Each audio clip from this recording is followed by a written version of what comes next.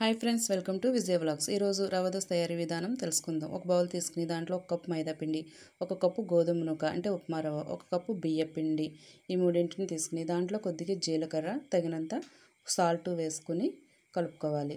అలాగే మనం ఏదైతే కప్పుతో తీసుకున్నామో అదే కప్పుతో 6 కప్పులన్నర వాటర్ని తీసుకోవాలి. ఈ వాటరు పిండి రెండింటిని కూడా సమానంగా కలుపుకోవాలి. ఫ్రెండ్స్, ఇలాంటి వీడియోస్ మీకు ఇంకా రావాలి అంటే ఈ ఛానల్ని సబ్స్క్రైబ్ చేసుకోండి. అంతేకాకుండా గంట సింబల్ని నొక్కండి. ఈ నోటిఫికేషన్ ఎప్పటికప్పుడు మీకు వస్తూ ఉంటాయి. అంతేకాకుండా మీకు ఏమన్నా ఏదైతే రెసిపీ కావాలో ఆ రెసిపీని కామెంట్ సెక్షన్లో తెలపండి.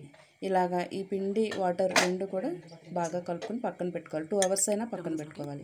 దాంట్లోకి రవ్వ దోశలో కావాల్సిన క్యారెట్, ఉల్లిపాయ, పచ్చిమిర్చి, కొత్తిమీర గార్నిష్ కోసం తీసుకుని చక్కగా వేసుకుంటే చాలా బాగా వస్తాయి ఫ్రెండ్స్. దీంట్లో ఒక చట్నీ కానీ కర్రీతో కానీ తీసుకుంటే రవ్వ దోశ చాలా టేస్టీగా ఉంటుంది.